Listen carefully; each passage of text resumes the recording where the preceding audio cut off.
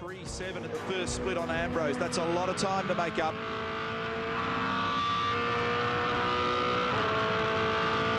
Listen to the power roaring out of the HRT. 259 kilometres down the back straight. Still giving away. He's actually equalled, by definition, Marcus's second split time, but he's still at that same time deficit from the first sector. Again, the job all in front of him in the last sector. The toughest technical part. I watched this car on the exit of this corner this morning, and it's putting its power down beautifully. That and the number 4 car of Ambrose. Look at the aggression in Scaife's face. Checkered flag. Time is good enough for second. It's a 12.2. Todd, are you surprised by, I guess the first split was a little slower, but he matched Marcus on a lot of the other sectors? Yeah, it almost looked like the tyres just took a little bit to come on, whereas Marcus obviously was a bit quicker on the first split, but, you know, that's fine. We're happy with the car. It's a new car, and we've made a lot of progress with it, and it's a pretty good race car at the moment, so we're looking forward to a good race.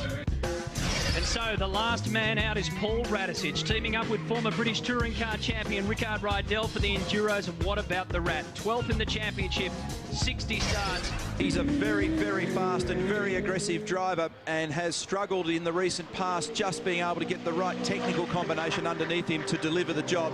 Down, like Scaife was, 0.3 odd at the first split. So that Ambrose time proving to be pretty spectacular. The run to the top of the back straight, turn 5. Admitted in the qualifying session, now it's 6/10 out. Admitted that they have been in the doldrums. It's been such a lean couple of years for Paul Radisich. And to get provisional pole was great. Pole would have been so much better, but it's not going to happen this time around. 0.6 of a second down going into sector 3 at Sandown is way too much to make up. Paul Radisich, how far can he start up the grid? 1:12.644, and that means Marcus Ambrose has pole position again. Stone Brothers Racing, let the good times roll on. Marcus Ambrose will start from pole position with his teammate Russell Ingall. What about that? Ambrose versus Scaife again. Murphy qualifies third. Radisich starting from the second row of the grid. Then Richards and Wills, Johnson and Love, Lowndes and Seaton, Jones and Bow, Morris and Faulkner, and Ellery and Yulden make up the top 10 for the Betta Electrical 500.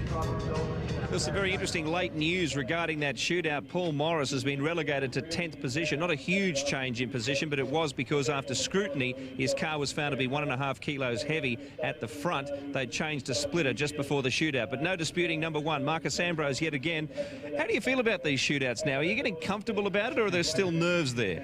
No, definitely nerves. It's all about confidence, you know. I think myself and Scaife, looking at the lap times in the breakdown, he was very much quick, and just as quick as I was for the last 2 segments, but he lost on the first braking zone. And really, it's just a confidence thing. And I've had a really good run lately. I've had 3 or 4 really good runs in the top 10, and the confidence is high for them, but it only takes one mistake and it'll be shot to pieces. Well, after qualifying, mate, 23 cars within a second of each other. What about race pace? Do you feel you've got something up your sleeve? Yeah, we're actually more happy with our race car than our qualifying car. So, you know, we've got high hopes for today. It just depends on the weather, you know. Looking at it now, it looks pretty dicey, and the driver changes, the pad changes, all those things that endurance races give you. They're the unpredictables, and we just don't know how we're going to go. Well done so far, mate, and good luck to you and Russell for the race. Thanks, Billy. Marcus Ambrose on pole for the Sandown 500. We'll take a break and come back with more.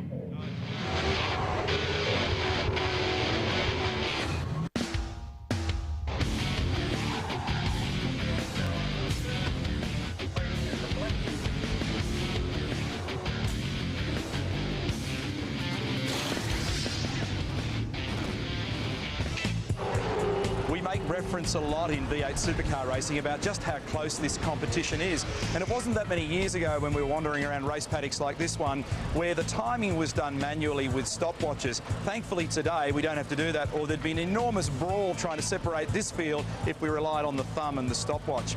There's a company in Melbourne called Dorian Industries who have created a little timing transponder, and it's this device here which is fitted to the car. Each one of them is housed in a little box, and inside it is this box of of tricks.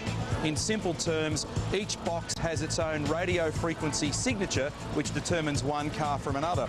And there are very specific rules about where it can be bolted to a car. Let's have a look underneath the Lansvale Racing Team Commodore and I'll show you exactly where it goes. So the timing unit, this thing, is bolted here to the floor. It has to be 1.8 metres plus or minus 5 millimetres from the front of the car. So we've seen the transponder, we've seen where it mounts. Let's now have a look at what it talks to. We'll do that outside. So with the transponder mounted to the underbody of the car, it simply passes across an aerial which you can see here has been embedded into the track. And these are located in various spots around the circuit, start line and in various sector locations, which is how we do our sector split times. And importantly, the aerials are also at the pit lane entry and the pit lane exit. And that's the technology we use in timing to determine the speed of these cars down to the 1/10,000th of a second.